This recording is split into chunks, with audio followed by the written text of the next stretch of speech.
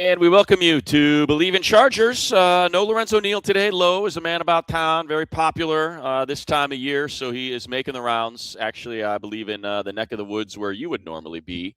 Were the Jacksonville Jaguars still alive? Bucky Brooks. We got the band back together. Bucky and I used to do a pod over at NFL Network, the Draft Tracker podcast, way back in the day. Spent 8 hours straight on the field 5 days in a row for about 6 years in a row during the NFL Combine. No breaks. My God.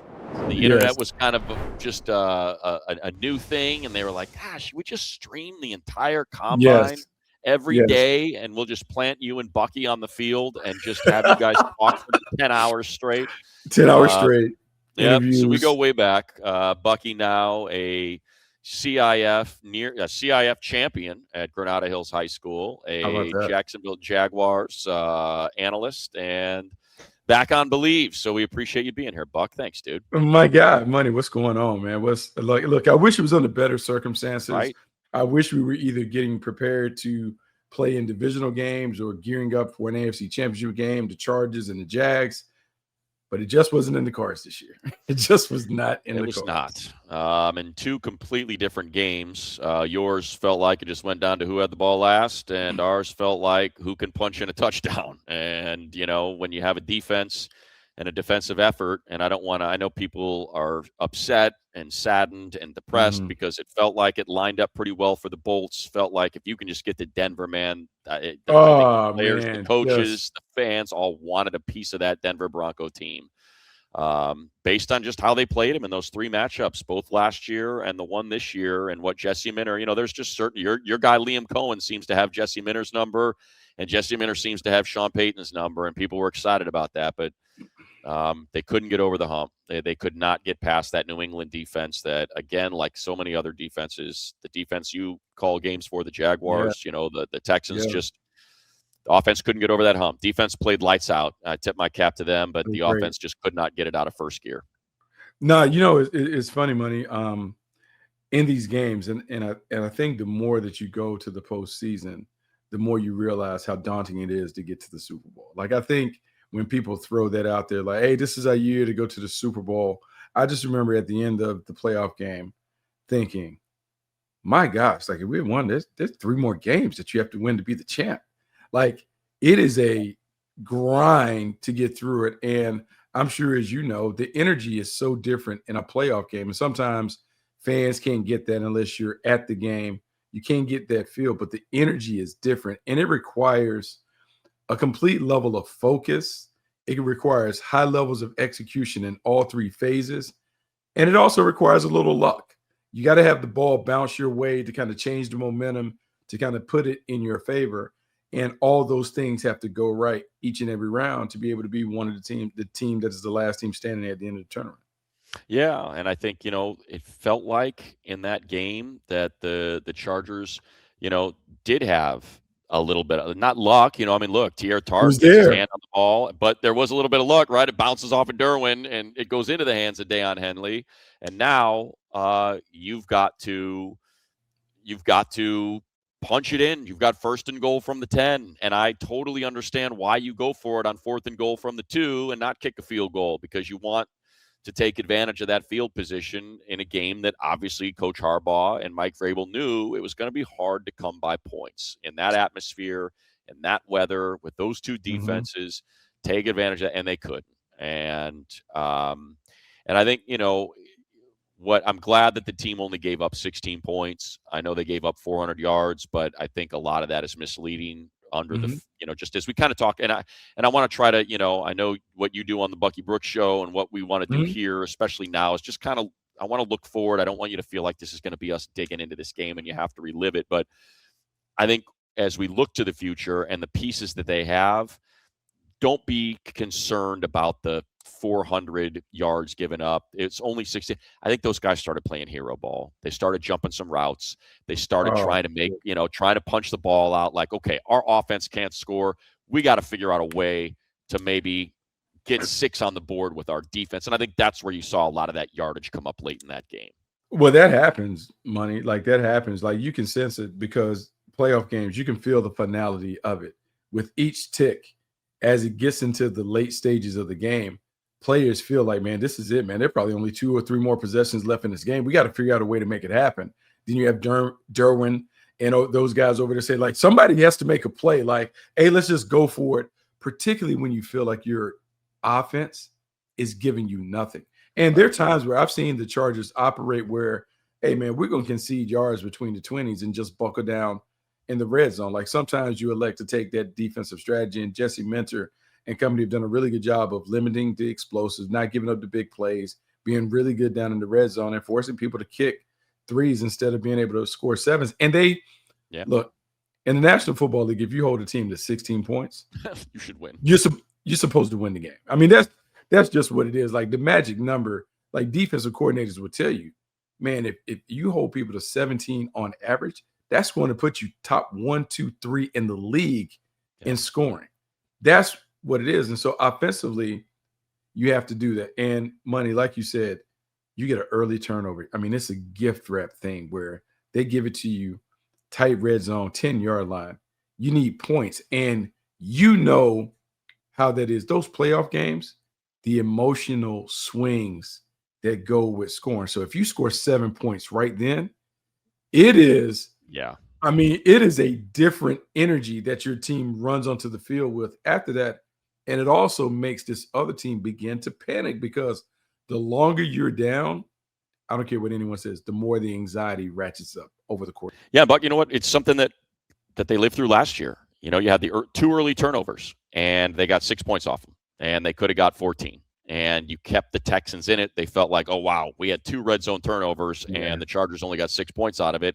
And that kept them in the game. If it's 14-0 instead of 6-0, completely different feeling. Defense played lights out in that first half, and then they were just gassed by the second half. So you've got, 2 playoff games where your offense can only muster 15 points. And I think, we'll get into that. Obviously, we're going to focus on the future and the offensive coordinator and what they're going to do there. And I think that's obviously what led to Greg Roman being thanked for his time here and moving on from the OC, and Mike Devlin. When you're talking about the kind of pressures, when you have Corey Durden, who's got 19 pressures for the season, and he gets out of that game with 7, and you've got another 50+% pressure rate, it just, and you've got 3 offensive linemen blocking nobody, and then on other plays you got 2 over here blocking nobody. It just seemed like there was perpetual confusion on that offensive front, and it just set up for a really tough night for Justin Herbert, who did not play his best football. There were some clean pockets that I think is scar tissue from the year,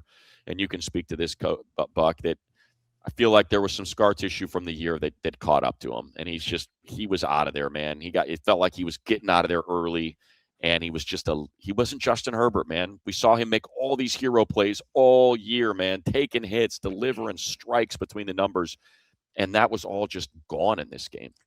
Yeah, it's really unfortunate, money, because like the postseason, you want to play your best games, right? Like everyone talks about playing their best ball in January, February, making sure you'll make the run because everyone is kind of peaking at the right time. And you talked about the last 2 years, like not being able to get enough points, just not being able to put points on the board, and how disappointing, how frustrating that is in those moments to have a defense that's playing well enough, but your offense can't get it done. Offensively, you knew the offensive line was going to be a challenge. And the thing about the playoffs, man, your warts are on full display. Like everyone knows exactly what your issues are, and you can work around them. You can piecemeal it, but against really good teams, they really expose you. And so you knew all the injuries of the offensive line at some point you're going to have to work around. And you knew that, but then for Justin Herbert not to be in his A game, because early in the game, it was obvious I felt like he was trying to do too much. I felt like he kind of jumped into hero mode using his legs. Just was using his legs. And I got that, but you know how these games are, man. The playoff, everything is sped up, right? And the emotions can get you to kind of play out of sorts. And for the first time in a long time, I saw him. I was like, man, he just can't get settled. He just can't settle in. And it was a game that was just uncomfortable for him because maybe the pressure that he was putting on himself and then the pressure that was real from the Patriots up front. Yeah, look, I mean, the Patriots played a game in which, again, you have Drake May put the ball on the ground twice, lost one, throw an interception, sets the Chargers up at the 10-yard line of the Patriots, And I'm looking at FanDuel right now, our friends over there, and they got the Patriots as the favorites right now. They're at plus 200 to win the AFC. And I think that's, and I know, you work with the Jaguars. That's what's so frustrating about this is it just felt like I've got no problem with that. Plus 200 for the Patriots, plus 250 for the Broncos, plus 270 for the Bills, plus 360 for the Texans. I'll tell you what I would probably do. I'd probably want the plus 360. Yeah, take Texans. Give me the best. Give me the longest odds. I'd be happy to take that. But I think that just kind of speaks to what we have this year and how you feel like, yeah, dude, I can see the Bills knocking off the Broncos. I can see the Texans knocking off the Patriots. I got no problem with that at all. Money, I think every team in the AFC felt like if they got in the tournament, they legitimately had a chance to win. Yeah. It's the one year where there's not a dominant team in the field. And it's one of those things where, man, we've been around the league for a long time. Money, it's the only time that if you ask me today who's going to be in the Super Bowl, I can tell you I have no idea. Right. On either side, I have no idea. I mean, maybe Seattle and the Rams on that side, but on this side, yeah, flip a coin.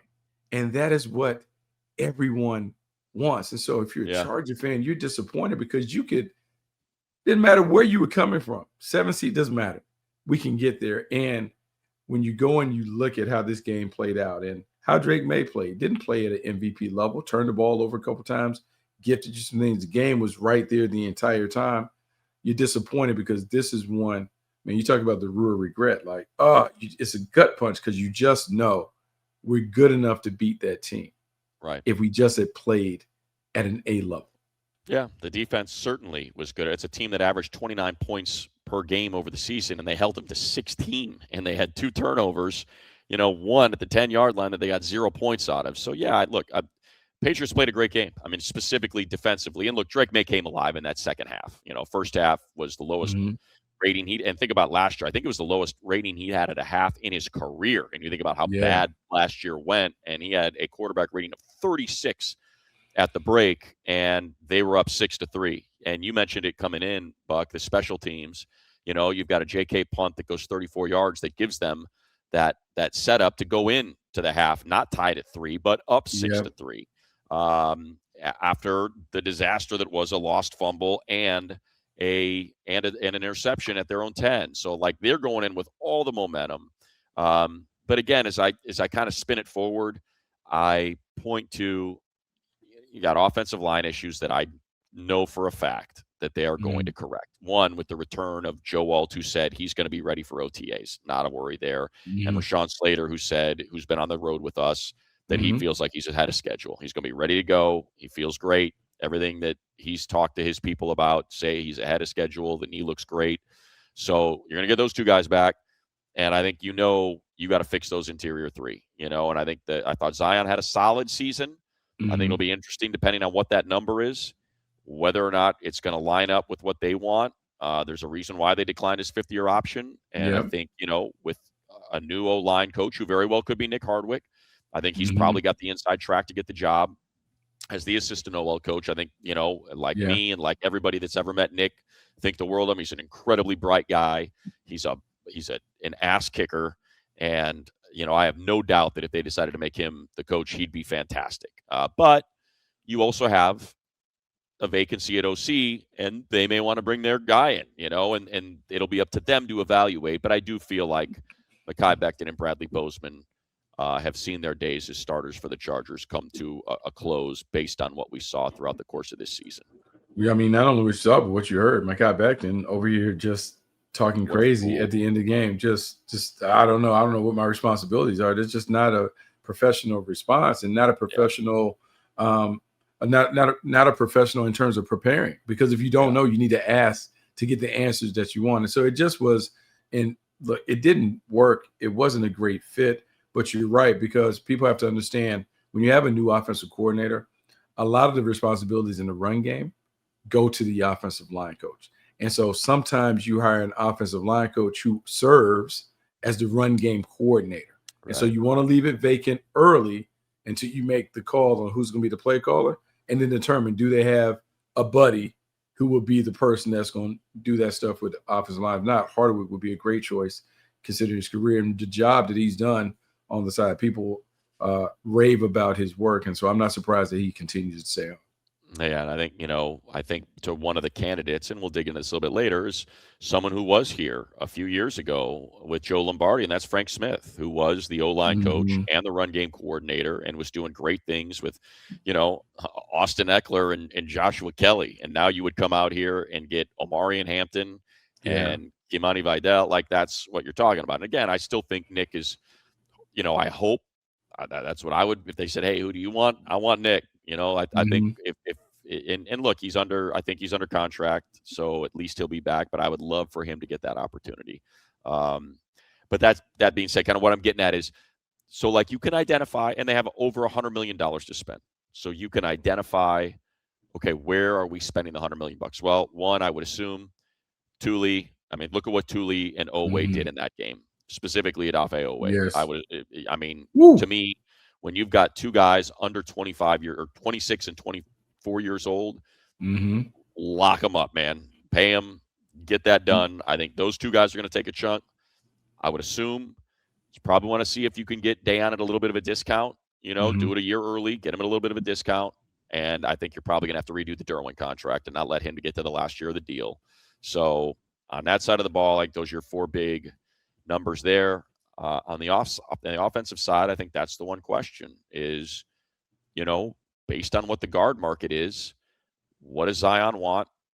Mhm. And is that where you want to put that money? Or do you want to go get someone like Tyler Linderbaum and put the money there and then figure out how to put the guards in there? Is it draft one? Is it find one? How to me, kind of what your let's start there, Buck. Just kind of what your takeaway would be with how best, because I do believe those four guys, Thule, Mhm. Oweh, Derwin, and maybe Dayon are probably going to get are going to get a lot of that money. And I think you want to keep the band together when it comes to the defense. Defense played so well the last couple of years. Now, Yeah, and you may T.R. have to, Tart. yeah, I mean, you may have to do it with a different play caller because Jesse Minder is hot. There's a lot of love in the streets Yeah, for him and what he brings as a potential head coach. But personnel wise, it's a lot easier to take their personnel and say, hey, let's just make sure we put them in a position to continue to do what they've done the last couple of years. Up front, I think Tyler Linderbaum is going to be really intriguing for them, given Ortiz's history, knowing him and those things. There's comfort. And look, man, man, when the pivot is right, if you get the right center, they make yeah, everything else right. Because some of those protection calls or whatever, man, that's identification, that's sliding to protection, that's maybe alleviating some of the burden on Justin Herbert to handle some of those things so he can play. You can lighten the load on his play so he can play at a high level. To me, it makes sense to do that.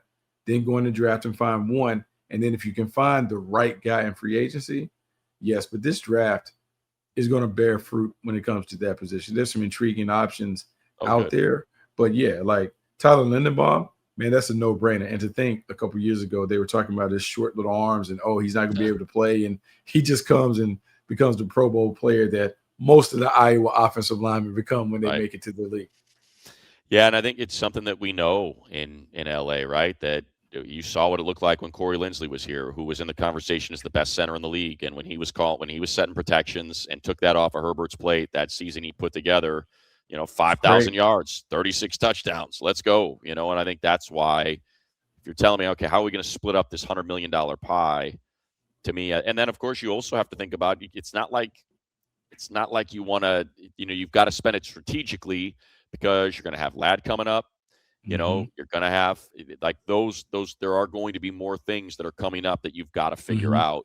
out um, as well. So just on a free agency front, that's that side of things. I think at this point, you know, shift to the offensive coordinator because I think that's what people really want to get into. And after watching, sort of, and look, I got along with Greg. He's a great guy. Mm-hmm. Devlin's a really nice guy.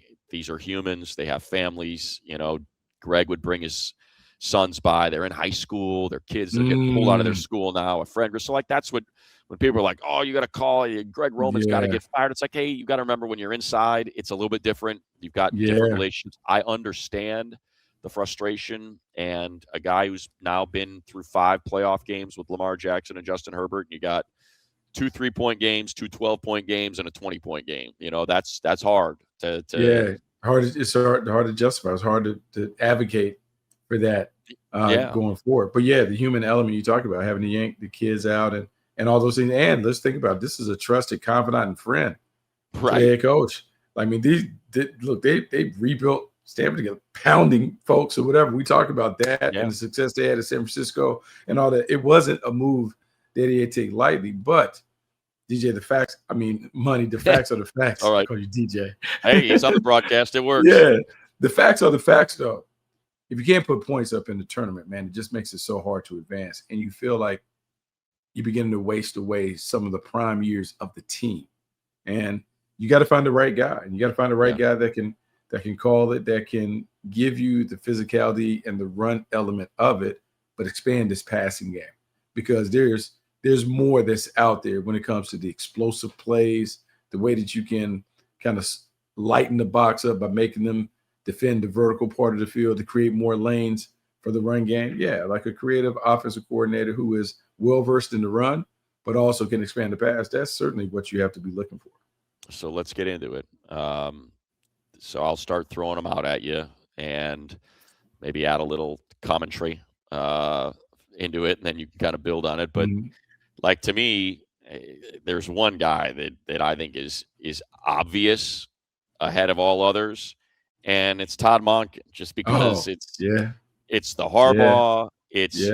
Here it is. Here's A and here's B. Here's Greg Roman with Lamar Jackson and the Baltimore Ravens. Here's Todd Monkin with Lamar Jackson and the Baltimore Ravens. And it's like, it's here and it's here. And it's someone who's worked, who made Ladd a superstar at Georgia, who had a 2,000-yard rusher with Derrick Henry, who made, the Chargers have to wear it with what he was doing with Zay Flowers and for them taking a few ahead of him.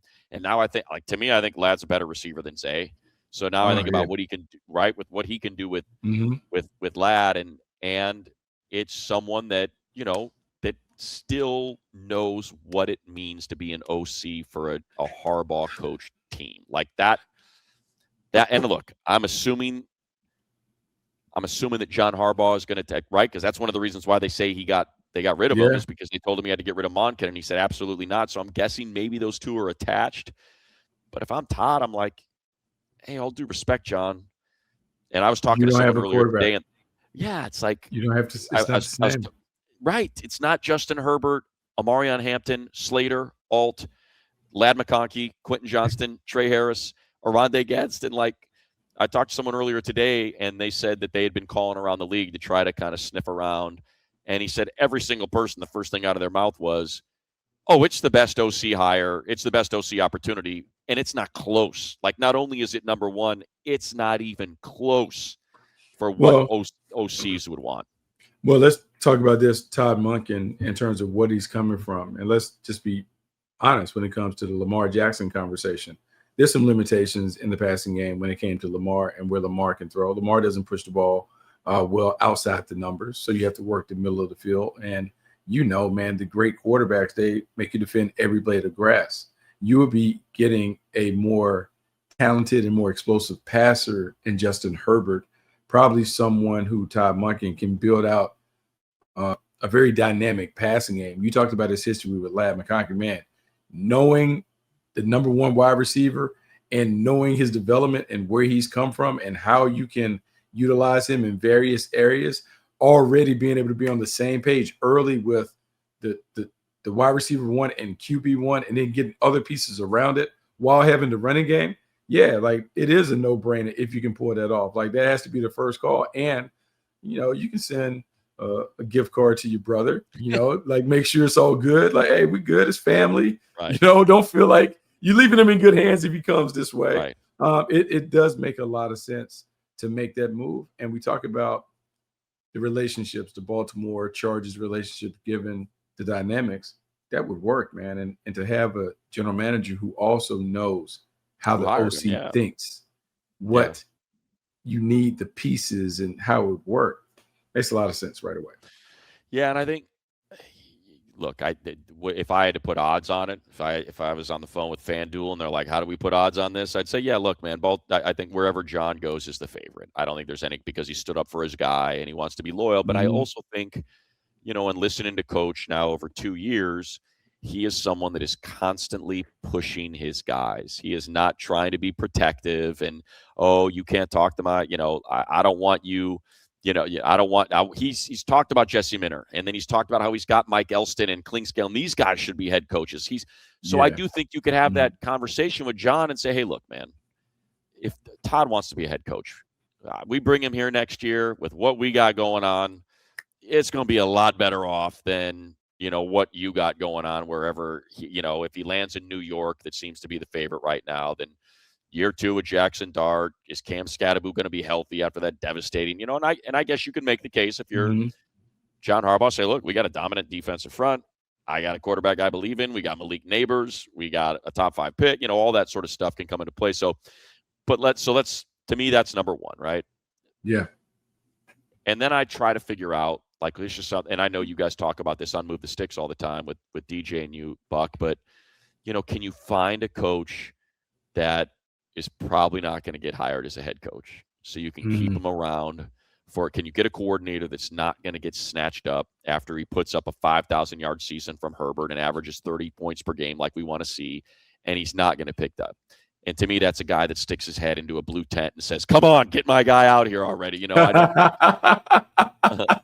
I think about Brian Daboll, and to me, that's also just such an easy fit. I could totally see that making a lot of sense. The Josh, of course, developing Josh Allen, just the different systems and the head coaches that he's worked with. And I just think he and Harbaugh would mesh so perfectly. Well, just talking about 2 ball coaches that believe in the same kind of stuff, like old school ball. And you have to go back to when he first took the job with the Giants, right? He has this team in the playoffs quickly with Daniel Jones. Yeah. You know what I'm saying? Like did some very creative things offensively. And I remember talking to him during that year, and he talked about, like, hey, man, you got to do what you got to do to make sure this offense can be productive. Unbalanced lines, finding various ways to get the ball into Saquon Barkley's hands. He did all of that. He comes well prepared, having spent time with Nick Saban, Bill Belichick. He understands how to play winning ball. That formula and blueprint that Harbaugh wants to utilize, he understands it. He knows how to do it while sexing it up a little bit. And don't forget the job that he did with Josh Allen, how he cracked the code to get Josh Allen to play at a high level. When Josh Allen, as you know, coming out of Wyoming, he was a bit of a project. Yeah. Brian Daboll smoothed out some of those rough edges to help him play at a Pro Bowl level. I think there's more levels to Justin Herbert's game that can be probably achieved if you have Brian Daboll in here pushing him and nudging him to get to the next level. Yeah, and look, I know he's got an interview in Tennessee, so maybe he gets. There are, if you want the offensive side of the ball, you're either hiring one of these 30-year-olds like your guy Udinsky at Jacksonville. He's fresh out. He's fresh out. He's youngin', what is he, 30? Yeah, he's 30 years old. Yeah. You got Shellhaas at Shieldhaas 35 with the Rams.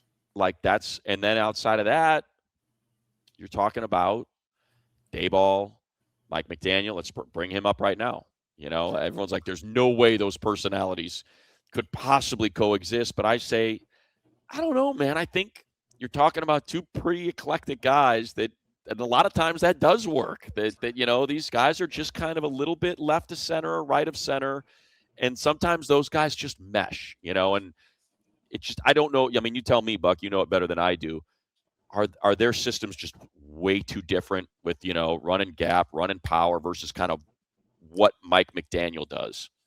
So I think what Mike McDaniel did in Miami is different than what Mike McDaniel's been associated with in other places. I think about how the San Francisco 49ers did it, and they were creative, but you knew what it was. They're going to run the football. They're going to come downhill at you. They're going to do it in a variety of ways, and they'll set it off. In Miami, they operated differently because they were such a fast team. Like they had Jalen Waddle and Tyreek Hill, and they're throwing. And also, you only can do what your quarterback allows you to do. So Tua Tagovailoa coming from Alabama, an RPO-style quarterback, ball comes out quick and those things. Maybe he had to play that way because of what he had. Well, if you give him an opportunity to get a big fella, a hoss in Justin Herbert who can push the ball down the field, who can give you a running element, who is surrounded by big backs that are physical and tough, has some explosive, you got a number 1 receiver, Yeah, like there are ways to make that work that it doesn't look like Miami, but probably looks more like San Francisco, who I think Yeah. everybody would be okay with it. Particularly Harbaugh, when I think about the creative way that he used to operate, first at Stanford, then at San Francisco, even what he did in Michigan, there's some wiggle room when it comes to the creativity and the pizzazz to match the physicality that they would bring with Mike McDaniels. I think it could work for sure. Yeah, and I think, now look, could Mike I could see Mike getting a head coaching job. I think, he's kinda got even though he's a little, like I said, offbeat, that stuff plays well. His press conferences tend to play well. Mhm. He did something with the Dolphins that hadn't been done in 3 decades. Got him, into the playoffs back-to-back years, and I do think the one thing that he would have going for him is, and this could apply to Frank Smith as well, because he was the OC and the offensive line and run game coordinator and all that. And again, there is some familiarity Mhm. with Justin Herbert, who would probably give him a stamp of approval, I would guess. But Yes. I think either of just talk about those two guys together, I think here. But the one thing I think is probably the number one question that will need to be answered in a room with Jim Harbaugh and Joe Ortiz, and that is, what is your plan when it comes to pressure? That is, I would Mm. assume that is number one. Because we did not have a plan when it came. There were no easy buttons. There was no quick game. And you just said it. Like, think about that offensive line that they inherited, what Tua was so good at. Bang, read it, get it Get out. it out. Right. And so to me, that's where that grouping could ace the test, is because I'm assuming that's the number one problem I need solved. If we have quick pressure, show me the answers. Let me see them, and I think they'll probably have the best presentation in that category. And for Mike McDaniels, man, like an upgrade talent wise at quarterback over Tua Tagovailoa in terms of just what Right. Justin Herbert can bring. And so you have an opportunity to take your offense to a different level. I just remember watching him in Miami and how Raheem Mostert and other guys are just scoring Yeah. touchdowns left and right. They were fantasy football darling because they could put the ball in the paint from anywhere on the field. To me, you want to have that ability while retaining the physicality. I'm looking at the Chicago Bears and what Ben Johnson has been able to do. And I talk about physicality with pizzazz. He gives you that old school feel with the Bears while Right. giving the new school stuff that excites everybody. Well, Mike McDaniels has that. I'm sure Jim Yeah. Harbaugh was signed for that. He understands that. To me, it would be a great opportunity to add different dimensions to the offense that might unlock some of your star players in ways they haven't been fully unlocked right now. Yeah, just as we don't have to dig deep into this. I don't know a whole lot about Declan Doyle, but he's not a play caller. And oftentimes, even if you're an OC, if you're not the play caller, they'll let you go. And so he has been Ben Johnson's number two, in Detroit, in Mm-hmm. Chicago. And I think when you Yeah. talk about run game and Ben Johnson and run game and what they're doing with DeAndre Swift, Ooh. and and what with a running quarterback and Caleb Williams, with Monangai, like that's a name, that is a non-play calling OC that you could maybe dip into. I'll just throw a couple more at you, Buck, before we wrap this thing up here.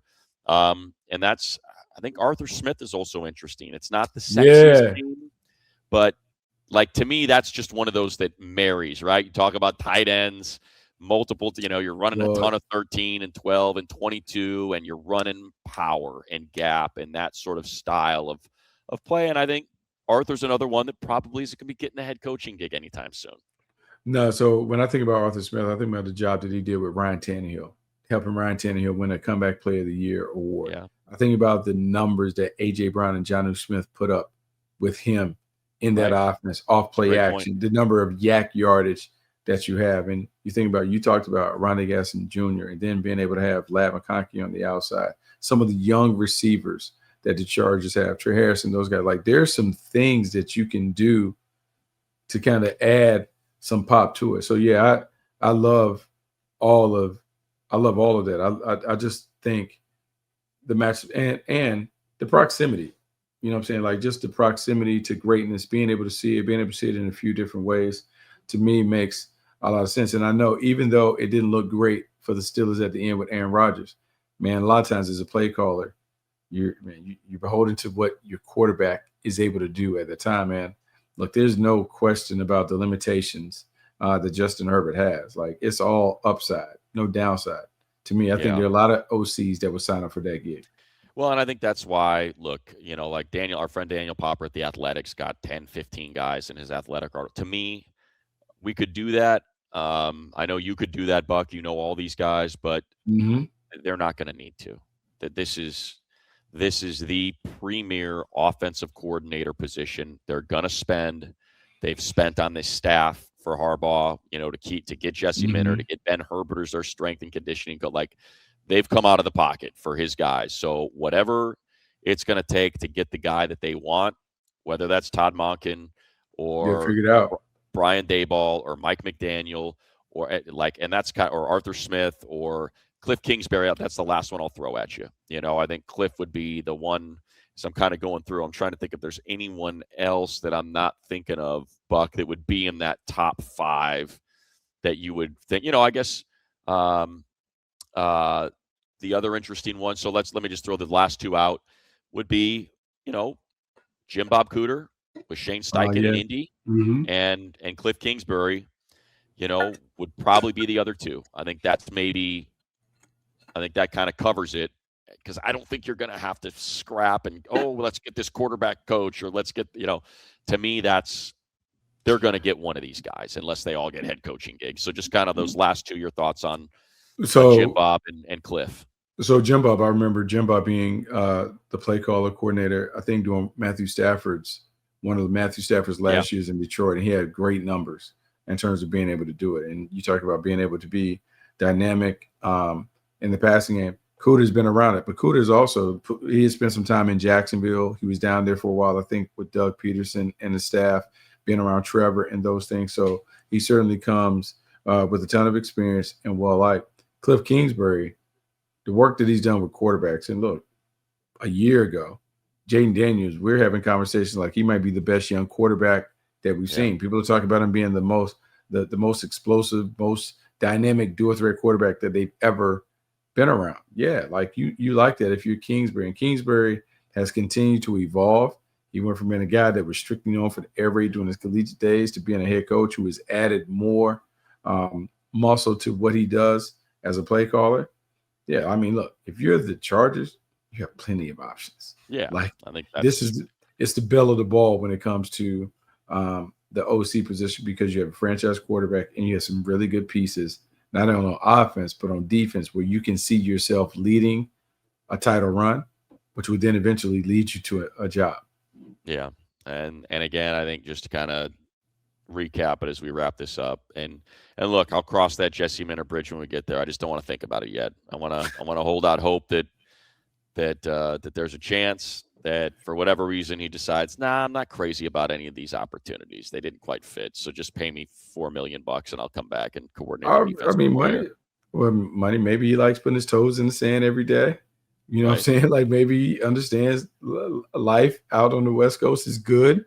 Things are good. Like, and he's comparing, hey, what could be in LA to, I got to go to Pittsburgh and follow behind a legend, and it's cold and it's kind of mucky. Like, I mean, do I want gray skies every day? He has to talk about that. But yeah, like I don't think he's going to take a job that he doesn't want. Like, if it's, to me, I would hope that he gets offered one of these premier jobs, New York, Pittsburgh, Baltimore. But like, to me, if it's, hey, you can either come back and make, let's give you a nice healthy raise, or you're taking Cleveland, or you're taking the Cardinals, or you're taking Tennessee, or like, to me, that's, or you're taking the Raiders. Like, that's just you want a chance. You want a legitimate chance. Like, you know how fleeting it is to be hot in the cycle. You want to get the right job, because you might only get one chance at this. And what are we talking about? McDaniel, Daboll, Arthur Smith. Like you said, you might only get one shot. Cliff Kingsbury, Yeah, so you want to make sure that as much as you can, you line it up with the right thing. And there may be a time. Look, remember, Ben Johnson was the hottest name and was supposed to, you know what? Cool, I'm going to stay around for a minute. Yeah. Build up the resume even more. Made it a very hefty payday when he did decide to kind of jump in and become I think it's similar. There's something right. To it's that. Like similar. Ben Johnson's like, I got Jahmyr Gibbs. I got, I've got this. I've got Sam Laporta. I've got this offensive line. this offense ain't going anywhere. I'm going to be and I think that's kind of the case for Jesse and for Matt Burke for that matter. It's like if I'm Matt Burke, I'm like, I ain't getting rid of Will Anderson and Daniil Oh, Hunter and I missed him. Al-Shaair and Petrie and Stingley. Oh, I'm not taking a gig to take a gig. I'm going to just come right back next year, be the best defense in the league, and then get right back into it and make sure I take that job I want. I mean that's what everyone wants to have. You want to have the opportunity to be able to go to a place where you can have consistency and stability around you, so you can be a long-term solution to the problem that was there. Yeah, if you're Jesse Minter, man, you got your pick of jobs. No need to rush, Jesse. Right. Those powder But blues look good on him. Want him to realize his dream, and I want him to make all that head coaching money. It's a big number, no doubt about it. But at the same time, so just to wrap, I think it's I'll say it's all five fingers on a glove, like the offensive line. If it's Daboll, McDaniel, Monkin, I think you can put Arthur Smith, maybe Frank Smith in there. I think like kind of that's sort of that's what it is. But of all of those that we talked about, I think Todd Monkin is really appealing. Yeah. And I would say this: I don't know if he has head coaching aspirations. I think he strikes me in terms of talking to people that know him really well. He had an opportunity to be a head coach. I think he was head coach at Southern Miss. Didn't really like it. Right. It's okay just kind of calling plays or whatever. Like that might be a thing where you get a guy who is an older guy who is okay just being the offensive coordinator for a long time with really good talent around him. It could not be a better situation. All right. Well, Lowe is out. He'll be back next week. And Buck, appreciate it. Certainly stepping in. The Bucky Brooks Show on Believe. Make sure you check that out. You get all that great insight from Bucky, the longtime scout. Seahawks, Panthers. Yeah, that's it. That's it. That's it. Scott, Okay. There you go. Playing days. Buffalo, Green Bay. Hey, you ever run into Lowe on the field? You ever have a Lowe? You have a Lowe story? I don't have a low moment. However, like a personal low moment, but I do remember in either practices or whatever, maybe when he was at Tampa or whatever, like, and it's funny, I just saw this story. DJ Williams is telling this story about Lowe, and he's talking about how Lowe was making people, you gonna vote for me on the Pro Bowl? That is crazy. That is crazy. But I do remember when they would put him and Allstott in the backfield together. I was like, who would think to put these two fullbacks back there? And the career that he had and how he would lead block for LaDainian and how Marty ball, and they're running power over and over again. And Lowe the more times he can run through there and just execute car crashes, the better it is for him. Yep. Yeah, like bananas. Yeah. Should be in the Hall of Fame. Bucky, the best Hall of Fame savior today, as we do believe in Chargers. Big thank you to our friends at FanDuel. Again, check out all those odds. And Super Bowl right now, favorite Seahawks plus 270. Houston Texans plus 950, man. Don't sleep on. That's a nice number right about now. I think at plus 950 in a wide open AFC. I would not be too angry at that. Defensively, they absolutely can go, man. They had the best defense. We've seen them all. Yeah. They're look, in my mind, head and shoulders better than the Broncos on defense in terms of the way they play. Just a different style, shut them down defense. Buffalo Bills at plus 600. Last year a high mark. Could be. If they can figure that out. Hey, sending out your old stadium on a even though they won't play any games there, it's just kind of like could be Buffalo's here. So a lot of interesting things. Check out FanDuel. Remember to rate, like, share, all that stuff helps us out with the pod. So certainly appreciate it, Buck. And we'll be back again next week. Lowe will be back, and by then, who knows? Maybe we'll have a new offensive coordinator. Thanks, everybody.